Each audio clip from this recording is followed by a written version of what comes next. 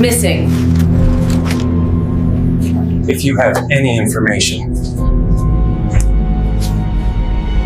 Every year, people just vanish, but some cases are so strange, so confusing, they get stuck in your head and don't let go. In 2025, a few of those mysteries became a living nightmare. Today, we're going to look at 3 of the most disturbing recent disappearances, cases that have left families with broken hearts and police with no answers. Our first story starts in New Mexico, where a quiet morning turned into a mystery with no end: the disappearance of Melissa Casias. A normal Thursday in New Mexico started like any other day. At 6:15 in the morning, Melissa Casias, who was 53, dropped her husband Mark off at work. They said goodbye with a simple wave, and she promised to be back with the car by 11 a.m. It was a normal moment, something they did all the time. But for the Casias family, this was the last normal moment they would ever have. Just over an hour later, something strange happened. Melissa came back to the house she shared with her daughter Sierra. Sierra was confused. "What are you doing home?" she asked. Melissa's answer was simple. She said she had forgotten her work badge. But this is where the story gets really confusing. Mark said that Melissa had already used her badge to get into the work campus. So why would she go all the way back home, which was more than an hour away? This small detail was the first sign that something was very wrong. It was the first crack in what everyone thought was a perfect life, and it was just the start of a deep and scary mystery. The day kept going, and a few hours later, the story took a heartbreaking turn. Around 12:30 in the afternoon, Melissa met Sierra for what would be their last meeting. Melissa showed up at Sierra's job to drop off a Subway sandwich for lunch. The two of them spoke for only a few minutes, which was normal for them. Sierra gave her mom a check to take to the bank, and Melissa took it. Sierra remembers her mom being a little quieter than usual, but nothing seemed wrong. She said it just felt like a quick stop, since she'd see her mom later anyway. With a simple, "love you," Melissa walked away. In that moment, it was a totally normal goodbye between a mother and daughter, but in a way that's hard to understand, it was the very last goodbye. That quick, simple moment was the end of the line. From that point on, Melissa Casias would not be seen again by her family. The panic in Mark and Sierra's hearts grew with every minute that passed without a reply. Then, police found what would become the last known image of her. It was a brief, ghostly glimpse from a security camera. At 2:18 p.m., Melissa was seen walking alone on a highway, just a few miles from her home. The footage is chilling because it doesn't really tell us anything. It just shows her walking, her body facing away from her home and towards something unknown. Was she upset? Was she in a daze? The image is so normal, yet her solitary journey down a lonely road fills the moment with a deep and heavy sense of mystery. Investigators think it's possible she got into a car after this, which would mean someone else might have been involved. But for now, that blurry image is the final clue in her story. Everything after this is a terrifying blank. When Sierra got home, she found Melissa's car in the driveway and the front door locked. The silence of the house was chilling. The normal, quiet home felt heavy with fear. On the kitchen table, Melissa's keys and her work phone were just sitting there. These were things a person always takes with them. But the real gut punch was in Melissa's office. There, Sierra found her mom's purse and wallet. All of her money and ID were just left behind. It was as if Melissa had no plans of going anywhere. But the most terrifying discovery was her mom's phone. It had been wiped clean, reset to the factory settings. This was no mistake. It was a clear and frightening choice to erase any possible clues. In that moment, the mystery went from confusing to truly scary, leaving the family with the chilling thought that Melissa might have been in trouble, or that she had a secret they knew nothing about. The family's fear became even deeper when they started looking through Melissa's things. After the shock of the wiped phone, they began a painful search for answers. hoping to find some kind of clue. That's when they found a side of Melissa they never knew. They learned she had been under a huge amount of stress, a heavy weight that was crumbling down on her. For her family, this was a heartbreaking discovery. Melissa was always smiling. She was the most wonderful person, full of love and happiness. The thought that she was hiding so much pain and that they had no idea was a terrible blow. It explained a part of the emotional mystery. Maybe the stress was why she disappeared, but it also brought up a new and painful question. Why would she hide her pain so well from the people who loved her the most? Why wouldn't she have said anything? The contradictions in Melissa's disappearance feel almost cruel. The puzzle pieces just don't fit. You don't just vanish when you have a lake trip planned with your family for the next day, a trip her daughter said she was excited about. You don't disappear without a word when you have plans to help take care of your mother, who was scheduled for major knee surgery just a few days later. These were real, solid plans for the future. They show a person who was looking forward to things, who was planning to be there for the people she loved. This makes her sudden and complete absence feel even more heartbreaking and impossible to understand. The police have said it seems like she left on her own, but for the family, it feels like an incomplete answer. Her husband's promise to her, "I'll go get you wherever you're at, this too shall pass," is a plea that still echoes, a desperate hope for a truth that remains hidden. Melissa's disappearance leaves us with a silence that feels endless, a story without resolution. Her husband's plea is still out there, echoing into the unknown. But Melissa is not alone in this darkness. In 2025, other families too were blindsided by sudden and inexplicable loss. And one of those stories unfolded in a place many thought was safe, the quiet halls of Princeton University. It was there, on a spring afternoon, that 23-year-old student Lauren Blackburn was last seen alive. Princeton University has always carried this air of calm, almost like a storybook campus. Stone halls, quiet lawns, libraries that feel endless. It's the kind of place where the world slows down and students chase their brightest dreams. But on the evening of Saturday, April 19th, that peace was broken in a way no one could have imagined. A young man named Lauren Blackburn, just 23 years old, was seen for the last time. He wasn't a stranger on campus. He was one of their own, a student with a sharp mind and a future wide open in front of him. Around 6 o'clock, near the Firestone library, someone spotted him. He was wearing a yellow t-shirt, a black hoodie, nothing unusual, just the kind of clothes any student might throw on for a weekend study session. It seemed so ordinary, so unremarkable, and yet it would become the final image anyone had of him. After that moment, silence. No calls, no messages, no trace. What should have been another simple Saturday slipped into something darker.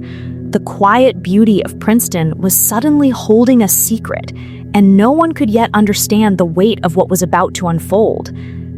The first sign that something was terribly wrong didn't come from sirens or chaos. It came in an email, a quiet message sent out by a university vice president asking students to keep Lauren in their thoughts. Missing. Just that one word was enough to make hearts race. At first, maybe some hoped it was a mistake, that he'd turn up in a dorm or a cafe, but as the hours stretched, hope started to bend. The university moved fast, police joining in the search, but the silence around his name only grew heavier. Word spread like fire through the campus, then beyond, until it felt like everyone knew his face. Posters, whispers, shared posts online, all carrying the same question. Where was Lauren? He wasn't just another student. He was someone with a life waiting for him, someone whose absence felt unnatural. And with each passing minute, the fear deepened, pressing down on everyone who knew him, and even those who didn't. As the search dragged on, the focus shifted to a place that left many uneasy: Lake Carnegie. the wide stretch of water that sits right beside the campus. To most students, it was a quiet backdrop for walks and rowing practice, but suddenly it became the center of a mystery. Why there? Why would anyone think Lauren had gone near the lake at all?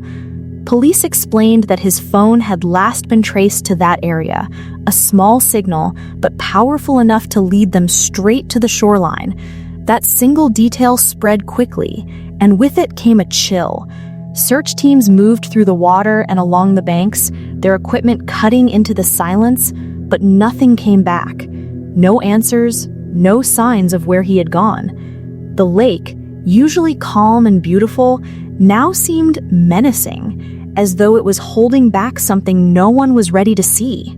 The more people began to learn about Lauren, the harder it became to make sense of his disappearance. He wasn't just another name on a missing poster. He had already left a mark on the world around him. At Princeton, he had written for the school paper, the Daily Princetonian. Long before that, back in Indiana, he had stood out as a national merit scholar, someone whose talent and discipline carried him far from home. Teachers remembered him as extraordinary. One, Kate Robinson, spoke words that would echo long after. Lauren could read a book and recall nearly every detail, almost as if his mind had captured it like a photograph. He wasn't just smart, he was exceptional, the kind of student you imagine building something remarkable one day. And maybe that's what made his vanishing so unsettling. How could someone with such a gift, someone who seemed impossible to lose track of, simply slip into silence without leaving even the smallest trace? When the university finally released a statement, it carried the weight of sorrow, but little else. They confirmed what so many had feared. Lauren's body had been found in Lake Carnegie on a Friday morning. The search was over, but the ending brought no relief. If anything, it deepened the unease. The words were carefully chosen, filled with condolences for his family and friends, but what was missing spoke louder than anything written. No explanation, no cause of death, just silence where answers should have been. For days, people had held on to the hope that clarity might come, that there would be some detail to help them understand what had happened. Instead, they were left with even more questions. How did Lauren end up in that lake? Why was he there? What happened in those missing hours? His death closed one chapter, but the mystery of it all was only beginning to open. For the people who knew Lauren, nothing about the story seemed to fit together. The last time anyone saw him, he was near the library around 6 in the evening. Hours later, police said his phone was pinging near the lake. How did he get there? Did he walk that distance on his own? Did someone take him there? Or was there some reason he chose to go? None of it was clear, and the silence from authorities only fueled the confusion. Every detail that came out felt thin, incomplete, like pieces of a puzzle missing from the box. The timeline didn't make sense. The locations didn't make sense. Why the library? Why the lake? The unanswered questions sat heavy over the campus, hanging like a cold fog that wouldn't lift. And for those still searching for clarity, the mystery only seemed to grow darker the more they tried to understand. Even the details about Lauren himself seemed to blur into mystery. The university described him as 23 years old, but also listed him as part of the class of 26. That didn't make sense. Was he a graduate student? Was he younger than they claimed? Or was it simply a mistake? Nobody seemed sure, and the contradictions only made the story feel more unsettling. Reporters filled in what they could. He was from Indiana, a standout student, someone with a mind sharp enough to remember entire books. But what did any of that mean now? Did those pieces explain why he vanished? Or were they just fragments of a life cut short too soon? For some, the questions about who Lauren really was became almost as pressing as the mystery of how he died. It was as if his life itself carried secrets, ones that left people grasping for answers they couldn't quite reach. And so, Princeton was left in mourning, with silence heavy in the air and questions no one could answer. Lauren Blackburn's death brought a devastating end to the search, but not to the mystery. Sometimes, even when a person is found, the truth remains buried. Sadly, Lauren's story is not unique. Decades earlier, in a small Ohio town, another family faced a disappearance that would haunt them for more than 30 years. This time, the missing was not a college student, but a 14-year-old boy, full of life and dreams. His name was Donnell White Jr., and in the summer of 1991, he vanished without a trace. In the quiet town of Ashtabula, Ohio, a shadow has hung heavy for more than 30 years. It goes back to the summer of 1991, when 14-year-old Donnell White Jr. simply vanished. He wasn't the kind of boy anyone expected to disappear. He was just starting to grow into himself, a student at West Junior High, splitting his days between school, friends, and time with his mom and grandmother on West 38th Street. His parents were divorced, but that never stopped him from being the bright spot in so many lives. Donnell loved fishing by the water, shooting hoops, and spending long afternoons laughing with friends in the neighborhood. He was the kind of kid who still had everything ahead of him. And then, in August, the unthinkable happened. One moment, life felt ordinary. The next, he was gone. No warnings, no goodbyes. Just a silence that has never truly lifted for the family still waiting to know what happened. It was Donnell's father, Donnell White Sr., who finally reported him missing on August 10, 1991. By then, days had already slipped by since anyone had last seen the boy. That delay, those lost hours, still weighs heavy over the case, like a door that closed before the truth could step through. Investigators struggled from the start.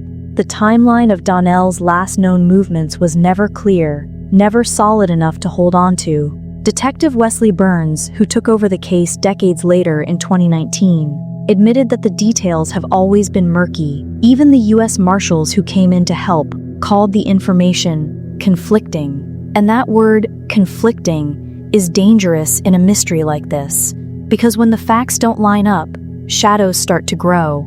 Rumors, guesses, half-truths, they slip in and take root where the answers should be. And for Donnell's family, that uncertainty has been as cruel as the disappearance itself.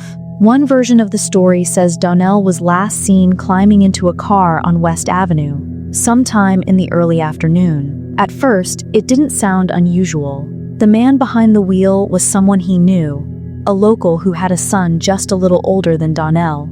He had taken him fishing before, and that day was supposed to be no different. Just another summer afternoon, poles in hand, lines hitting the water, maybe a few jokes shared along the way. For a 14-year-old boy, it was the kind of outing that felt safe, familiar. But that small moment, him stepping into that car, would later become one of the most haunting details of the case. Because if that sighting was true, it was the last time anyone could say they saw Donnell alive. And what began as an ordinary trip soon turned into the point where his trail disappeared forever. And yet, the story doesn't stop with that car. Old newspaper clippings point to something different, something that changes the entire picture. They say Donnell made it home that evening, sat down for dinner with his mother, and later headed out again to play basketball. A group of kids even told police they remembered shooting hoops with him on West 47th Street, watching as the light faded and the sky turned dark. Then, just like that, he was gone, walking off toward home, never to be seen again. If that account is true, it means Donnell's last hours were spent not fishing, but laughing on a court with friends. Two different stories, two different timelines.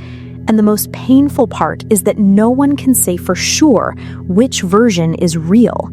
Investigators have chased both paths for decades, But instead of leading to answers, they only seem to twist deeper into uncertainty. In the beginning, Donnell's disappearance was brushed aside as if it were nothing more than a runaway case. Police didn't sound alarms, didn't treat it as unusual.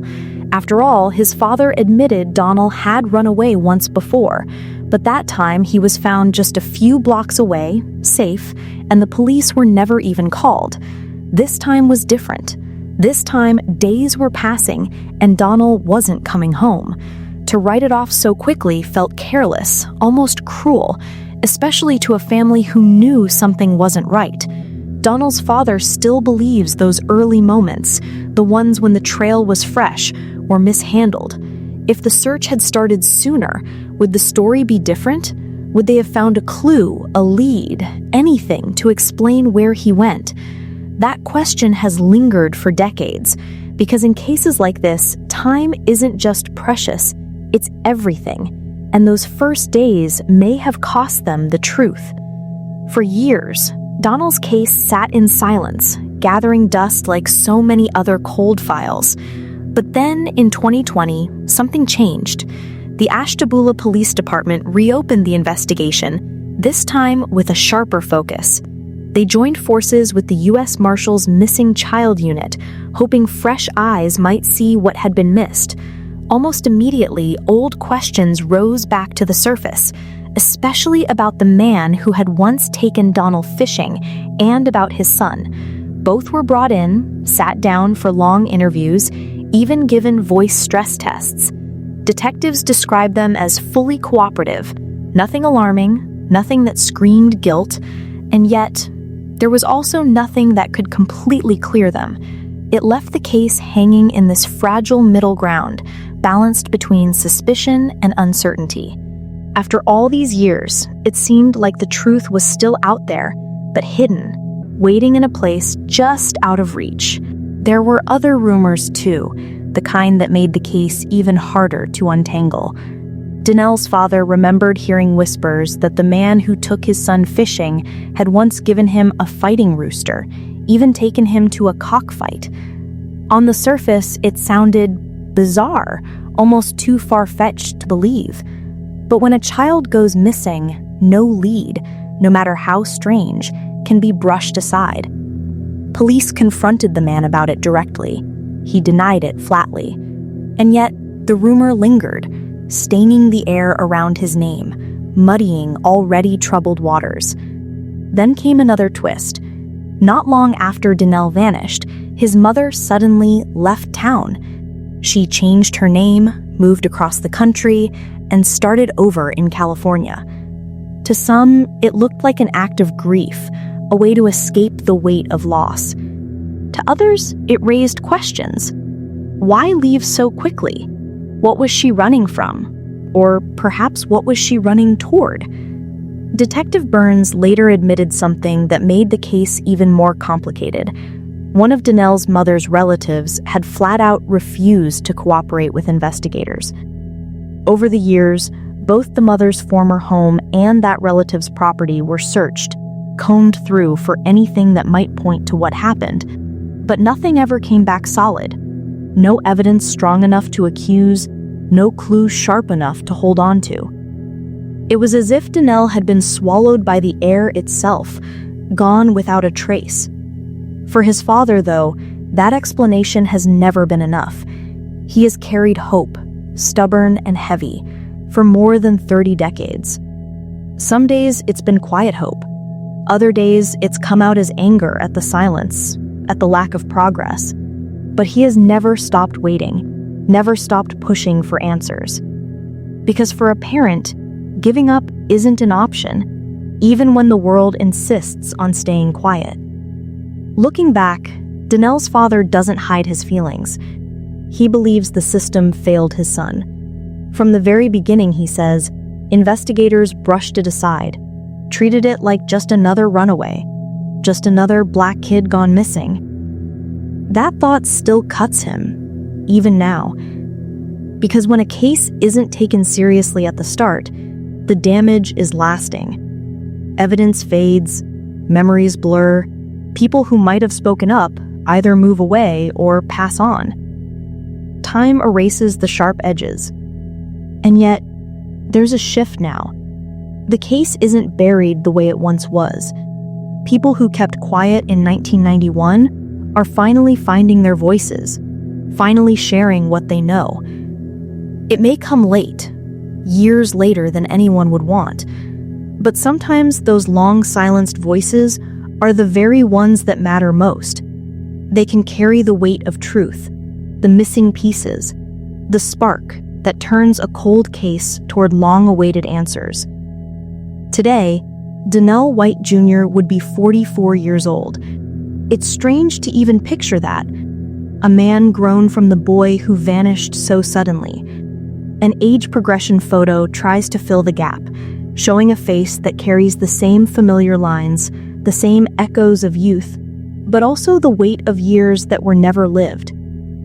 His father, who once dreamed of leaving Ashtabula behind to chase a career in journalism, never left. He couldn't. He made himself a promise. He would stay until he knew what happened to his son. "Main thing for me," he once said, "I'm going to find out." That determination has carried him through more than 30 decades of silence and heartbreak. It is, perhaps, the only constant in this case. And yet, as investigators press forward with renewed effort, one question lingers like a shadow. After all this time, will the truth ever come to light?